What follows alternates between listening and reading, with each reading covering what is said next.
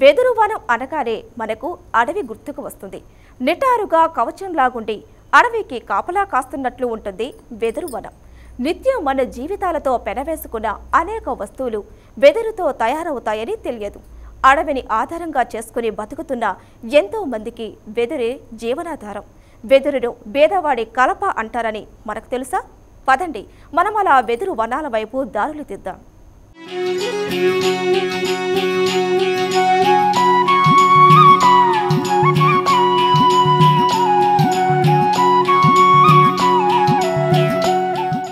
వెదురును తాకిన గాలి వేణుగానమవుతుంది. వెదురు మేదరన్న చేతిలో బుట్టవుతుంది. రైతన్న బండికి ముళ్ళుకర్రగా నిలుస్తుంది. పేదవాని నిల్వ నీడకు పర్ణశాలవుతుంది.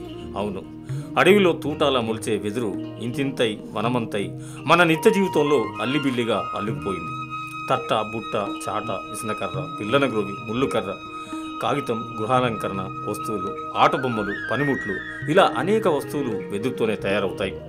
గ్రామీణ ప్రాంతాల్లో అడవిని ఆనుకొని ఉన్న అనేక మంది పల్లెవాసులు వెదురు సంబంధమైన కుటీర పరిశ్రమపై ఆధారపడి జీవిస్తున్నారు. అందుకే వెదురును పచ్చ బంగారం అని అంటారు. వెదురు సన్నగా పొడవుగా ఎదుగుతుంది. దీని గడలు కనుపులతో గుండ్రంగా సాఫీగా ఉంటాయి. వెదురు భూమిలో దుంప నుంచి పెరుగుతుంది. అనుకూల పరిస్థితులు ఉంటే వెదురు చాలా త్వరగా పెరుగుతుంది. తెలంగాణ రాష్ట్రంలో ఖమ్మం, ఆదిలాబాద్ జిల్లాల్లో వెదురును విరివిగా పెంచుతున్నారు. ఎక్కువ వర్షపాతం అడవి ఉన్న ప్రాంతాల్లో వెదురు ప్రకృతి సిద్ధంగా విస్తరించి ఉంటుంది. వెదురులో 2 రకాలు ఉన్నాయి. ఒకటి గట్టి వెదురు, 2 మామూలు వెదురు. గట్టి వెదురులో గుళ్ళ ఉండదు.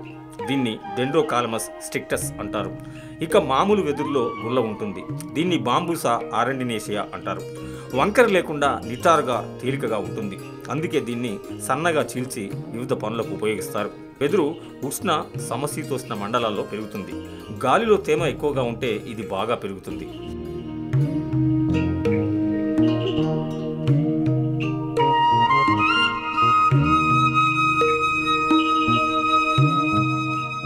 సముద్ర మట్టం నుంచి 1200 మీటర్ల ఎత్తు ఉన్న ప్రాంతాల్లో వెదురు పెంచవచ్చు. వెదురు అన్ని రకాల నేలల్లో పెరుగుతుంది.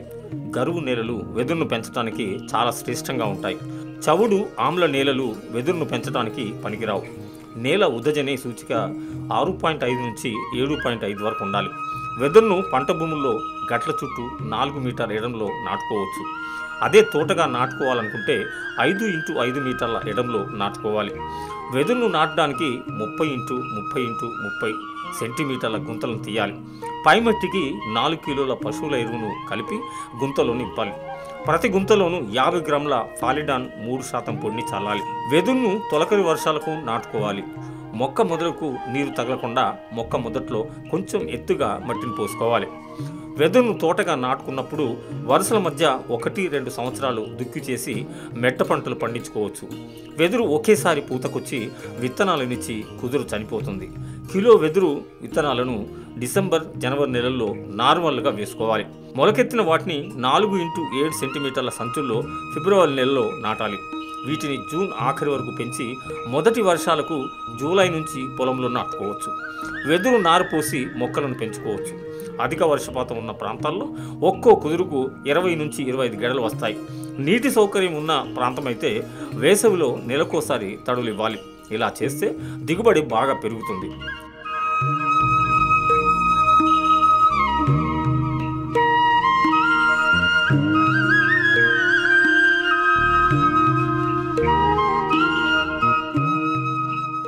వెదురును నాటిన 7 సంవత్సరాలకు మొదటిసారి నరకవచ్చు.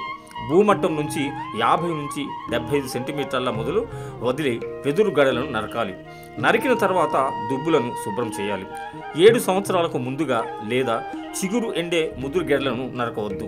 1 ఎకరం పొలంలో సుమారుగా 150 కుదుర్ల వరకు ఉంటాయి. 7 నుంచి 8 సంవత్సరాల నుంచి కుదురుకు సంవత్సరం విడిచి సంవత్సరం గెడలు వస్తాయి. ఒక్కో కుదురుకు 10 గెడల వంతున 1500 గెడలు వస్తాయి. ఒక్కో గెడ కనీసం 5 నుంచి 10 రూపాయల ఖరీదు పలుకుతుంది. ఎకరాకు 7,500 రూపాయల నుంచి 15,000 రూపాయల ఆదాయం వస్తుంది.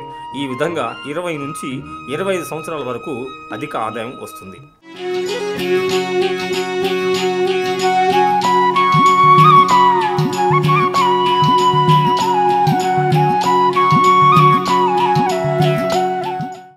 ఇది ఈనాటి ఏరువాక మరిన్ని విశేషాలతో రేపు కలుద్దాం. అంతవరకు సెలవు మరి. నమస్కారం.